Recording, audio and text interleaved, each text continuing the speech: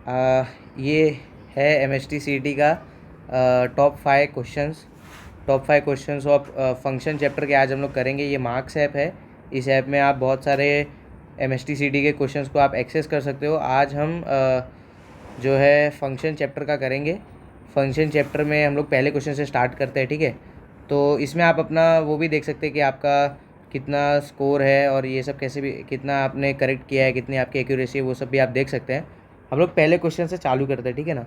तो पहले क्वेश्चन में क्या बोल रहा है कि f(x) = 2x - 3। ये सब आप पढ़ लीजिए अच्छे से, मैं सॉल्व करता हूँ। देखो f−1x पूछ रहा है इसमें, ठीक है ना। किसी भी क्वेश्चन में कभी भी अगर f−1x पूछते हैं ना, तो पहले तो आप f(x) को y पुट कर दो। f(x) को आप y पुट कर दो। y = 2x - 3/3x - 4 है ना। आप ऐसे पुट कर दो। उसके बाद आपको क्या करना है कि जब भी आपको f−1x पूछे तो आपको x को y रिप्लेस कर देना है। आपको क्या करना है, x को y रिप्लेस कर देना है और y को क्या करने का है, y को x रिप्लेस कर देने का है। दोनों को उल्टा कर दो, ठीक है। तो मैंने क्या किया, एक मैं इसको थोड़ा सा ऊपर से लिखता हूँ। y = 2x - 3/3x - 4। आपको क्या करना है, x को y चेंज करना है और y को x चेंज करना है। तो मैं x को y चेंज कर रहा हूँ, तो मैं ऐसे लिख दूँगा 2y - 3/3 y - x चलेगा। अरे 3y माइनस सॉरी कुछ तो गलती हो गई। 3 अच्छा इधर मैंने 4 से आएगा शायद, 3x - 4 3y - 4 ऐसे, ठीक है ना। अब मैं क्या करूँगा, अब मुझे क्या करना है, अब मेरा फंक्शन y के टर्म्स में हो गया, तो y मेरा ये हो जाएगा। और अब जो भी y की वैल्यू आएगी ना, वही मेरी f−1x हो जाएगी। जो भी मेरी y की वैल्यू आएगी वो अब f−1x हो जाएगी। तो अब मैं y की वैल्यू निकालने में फोकस करता हूँ। तो मैं क्या कर दूँगा, 3y - 4। एक काम करता हूँ, अब मेरे को y निकालने का है, तो y अपन निकाल सकते हैं 3xy - 4x। आप y निकालना बहुत आसान है, 2y - 3, ठीक है ना। फिर y को इसको इस साइड ला दो, तो y कॉमन ले लो।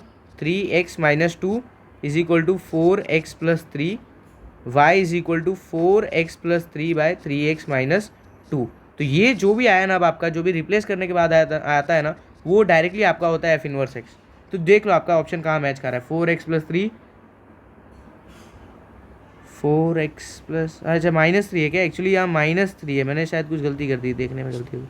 4x - 3 है, क्योंकि -3 वो साइड गया ही नहीं ना, -3 ये साइड ही है। 4x ये साइड आया, 4x - 3 और 3xy - 2। तो ये माइनस आएगा, 4x - 3/3x - 2। किधर दिख रहा है आपको, आई थिंक पहला ऑप्शन दिख रहा है। तो हम लोग पहला ऑप्शन टिक कर देते हैं, 4x 3x - 2। तो ये पहला क्वेश्चन तो हो गया। इसका सोल्यूशन भी आपको नीचे है, आपको यहाँ से रिफर करना है, आप लोग कर लीजिए। हम लोग बढ़ते हैं नेक्स्ट क्वेश्चन। अभी इसने पूछा है the range of the function, ठीक है ना। रेंज ऑफ द फंक्शन, देखो x²। आप मुझे बताओ कि x² का रेंज क्या होता है। x² एक ऐसा नंबर है, मतलब जो नेगेटिव डालो पॉजिटिव डालो, उसका जो वैल्यू आएगा वो हमेशा 0 to ∞ में आने वाला, वो पॉजिटिव रहने वाला है, ठीक है ना। तो आपके पास क्या है, आप अगर लॉजिकली भी सोचो तो f(x) क्या है, f(x) है x² + 1। आप एक चीज़ देख रहे हो कि आपका न्यूमरेटर अगर कोई तो पॉजिटिव नंबर है, मान लो कोई भी एक पॉजिटिव नंबर है 2, तो नीचे आपको आएगा 2+1 आएगा ना, ऐसा आएगा। या फिर आपका कोई परफेक्ट स्क्वायर लेता है अपन, जैसे x की वैल्यू 2 है तो 4/4 + 1। तो अगर आप ऐसे भी सोचो तो ये 4/5 है, ये डिनोमिनेटर हमेशा बड़ा रहेगा, न्यूमरेटर छोटा रहेगा। 1 से हमेशा आपकी वैल्यू छोटी आएगी। x = 0 पे आपको 1 प्राप्त, x = 0 पे आपको 0 मिलेगा, x = 0 पे आपको 0 मिलेगा। और x = ∞ पे मैं कह सकता हूँ आपको x = 1 लगेगा। अगर आप लिमिट लो दोनों साइड तो आपको पता चलेगा कि ऊपर का कोएफिशिएंट नीचे का कोएफिशिएंट 1 है, तो आपको 1 मिल जाएगा। तो x = पे 1 मिलेगा। x = 0 पर आपको जो है, x = 0 पर आप समझ रहे हो कि नहीं मैं क्या कह रहा हूँ। x = 0 पर मिनिमम वैल्यू आ गई आपकी 0, और x = पे आपकी मैक्सिमम वैल्यू जा रही है 1। अगर आपको नहीं समझ में आ रहा है ऐसे, तो आप एक और चीज़ कर सकते हो, क्या आप बोल सकते हो y = x² + 1। अब ऐसे किए, उसके बाद आप इसमें कर सकते हो, आप इसमें एक काम करो कि x² y + y, मतलब इसको रीअरेंज करो और -x², तो -x² भी आ गया। तो x² नहीं एक हाँ y - 1 ले लो, प्लस y = 0। आपको ऐसा कुछ मिला। अब ये जो चीज़ है x² y - 1y, अब ये क्वाड्रेटिक है, in quadratic in terms of x, ठीक है ना।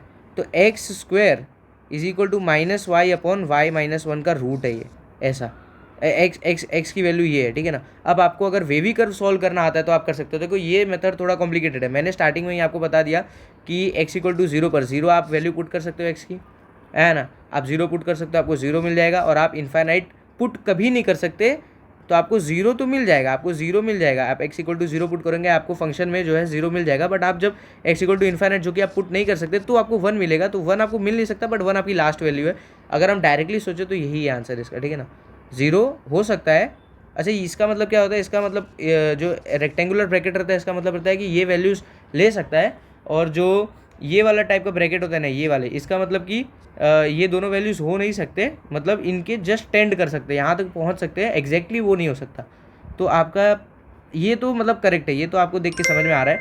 दूसरा है, अगर आप इसको वेवी कर्व से सॉल्व करना चाहो, वेवी कर्व से सॉल्व करना चाहो तो मैं एक चीज़ जानता हूँ कि मेरी जो ये वाली क्वांटिटी है -y/y-1 ये रूट के अंदर है तो ये पॉजिटिव होनी चाहिए, इतना मैं जानता हूँ। अब मैं वेवी कर्व सॉल्व करने के लिए मैं माइनस साइन उस दोनों साइड भेज दूंगा, y-1 -1 तो जो वेवी कर्व पे बनेगा, एक तो पॉइंट क्या आ रहा है, y-0 है ऊपर और नीचे -1 है, तो y को मतलब 0 आ रहा है एक, और एक तो 1 आ रहा है। तो वेवी कर्व में आप तो जानते हो कि पॉजिटिव ऐसे रहता है। और नेगेटिव पार्ट क्या है, 0 to 1, तो यही मेरा रेंज हो गया ना, 0 to 1, मतलब 0 to 1 x हो सकता है, बाकी नहीं हो सकता, ठीक है। अब इसमें थोड़ा सा सोचना पड़ेगा आपको लॉजिकली कि 0 कब हो रहा है, 1 कब हो रहा है, और क्या हो सकता है क्या नहीं हो सकता है, ठीक है। बढ़ते हैं हम लोग नेक्स्ट क्वेश्चन पर। The domain of the definition, आप पढ़ लीजिए क्वेश्चन, हम लोग आगे बढ़ते हैं। इसने क्या पूछा है, domain of the definition of the function this is given by, मतलब वो बोल रहा है कि अच्छा वो बोल रहा है कि इसकी वैल्यू कहाँ से, आप देखो x की वैल्यू कहाँ से कहाँ तक जा सकती है, वो ये पूछना चाह रहा है, ठीक है ना। तो एक्चुअली है कि इसमें पूरा खेल y कर रहा है, 2x + 2y = 2 है। ये MSTCT में क्वेश्चन आया है ऐसे, ठीक है ना, हल्के में मत लेना।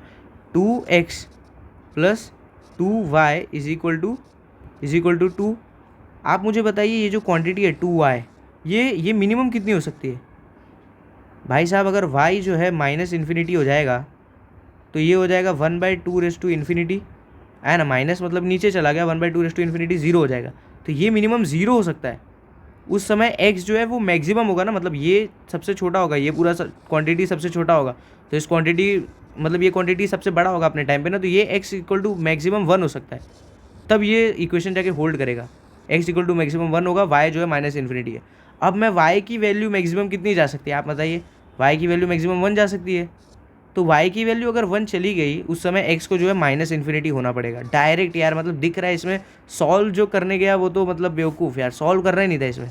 x जो है -∞ to 1 पूरा सॉल्व करने के, क्योंकि MSTCT वाले भी जानते हैं ना, सब क्वेश्चंस अगर सॉल्व तो हो नहीं सकते, कुछ क्वेश्चंस में वो लोग लॉजिक डालते हैं।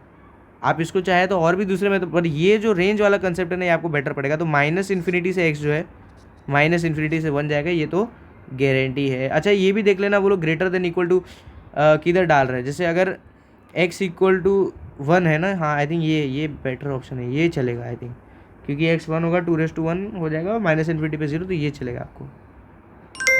तो ये भी हो गया। आगे देखते हैं हम लोग नेक्स्ट क्वेश्चन पे। अच्छा ये टाइप के जो भी क्वेश्चन आते हैं ना, 3f(x) माइनस, तो पहली बात तो अगर आपको कभी भी f(x) और f(1/x) में दो चीज़ें आए।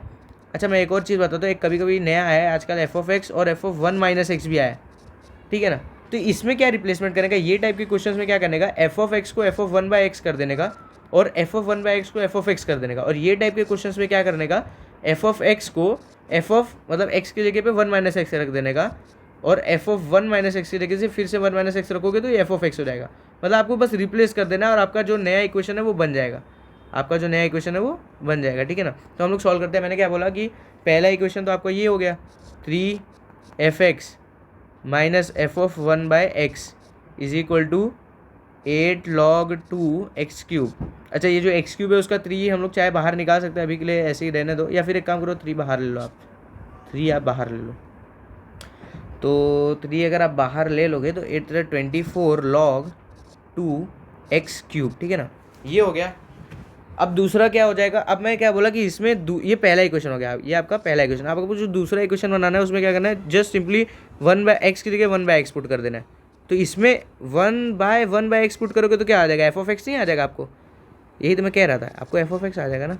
और तो अच्छा एक और चीज़, जो ये वाला साइड है यहाँ पे भी आपको करना है, तो यहाँ पे अच्छा ये x³ मैंने शायद गलती, इधर x³ नहीं आएगा, हाँ 1/x अगर मैं लिखूँगा तो सब जानते हैं कि भाई 1/x जो है वो x⁻⁻1 है। क्या है x⁻⁻1 है, ये -1 बाहर आ जाएगा और ये जो है ऐसे log x हो जाएगा, ठीक है ना। ये दो चीज़ हो गया। अब मुझे क्या करना है, ये दोनों को सॉल्व करना है। अब आपको मैं एक चीज़ बताता हूँ, आपको क्या चाहिए, आपको f(x) निकालना है ना, मतलब आपको f(2), f(4) और f(8) को चेक करना है, मतलब आपको f(x) निकालने का है, यही है ना, f(x) निकालने का है ना। तो आपको मतलब आप ये जो दो इक्वेशंस आपके बने हैं, ये जो दो इक्वेशन, इसमें से आपको क्या हटाने का है, f(1/x) हटा देने का है। तो आप f(1/x) कैसे हटाओगे, यहाँ से निकालो f(1/x) की वैल्यू, यहाँ पुट कर दो, पहले इक्वेशन से निकालो। तो f(1/x) की वैल्यू क्या आएगी, पहले इक्वेशन से अगर मैं निकालूँ तो आ जाएगा 3f(x) - 24 log 2x। ये आया f(1/x), मैं इसको सेकेंड इक्वेशन में पुट करने जा रहा हूँ। तो 3f(x) - 24 log 2x बराबर माइनस f(x) = -24 log 2x हो गया।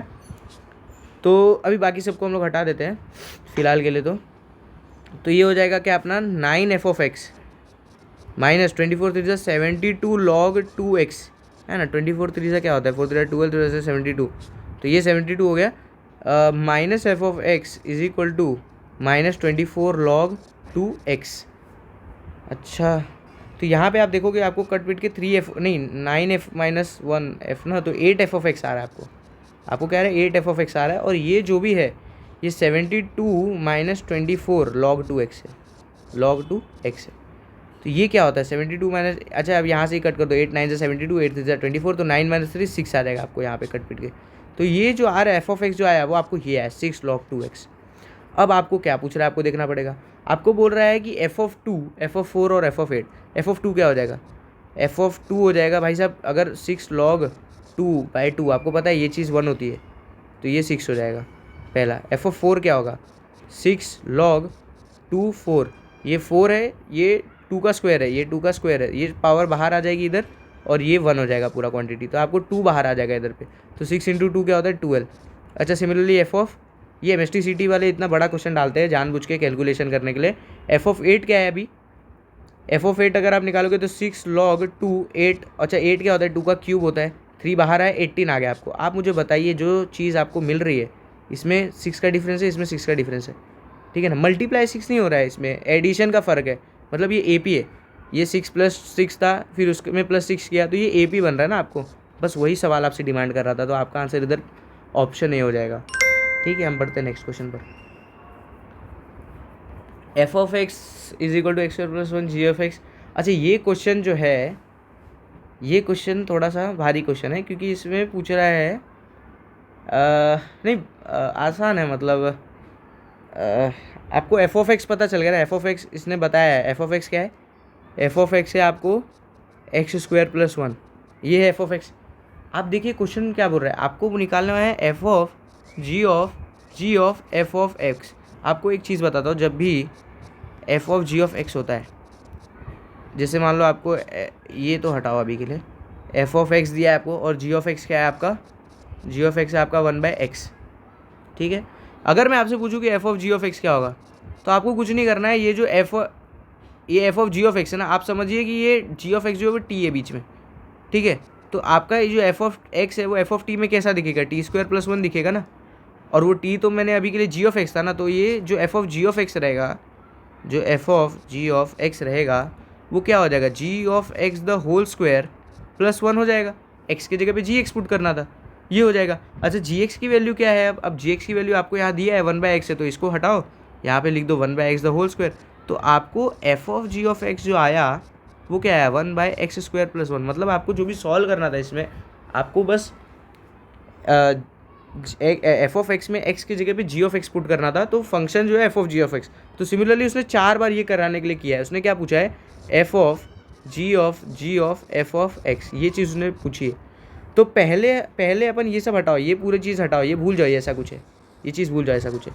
आपको g(f)(x) निकालना है, g है, इसके अंदर f(x) डालना है, और f(x) तुम्हारा ये है, तो g(f)(x) क्या हो जाएगा भाई, तुम g लो उसमें f(x) डाल दो, ठीक है। तो 1/f(x) हो जाएगा ना, मतलब ये x की जगह f(x) डाला तो इधर भी f(x), और f(x) मुझे पता है ये पूरा चीज़ है, तो मैं 1/f(x) जो है वो लिखूंगा, और f(x) ये है तो 1/x² + 1 आ जाएगा आपको जी ऑफ एफ ऑफ एक्स, ठीक है ना। तो ये पहली चीज़ मिल गई। अब उसने पूछा था मेरे से क्या F of G of F of X, मैंने ये चीज़ निकाल दी। ये चीज़ के लिए भूल जाओ अभी, मुझे क्या निकालना है, जी ऑफ एफ ऑफ एक्स, ये चीज़ मुझे निकालनी है।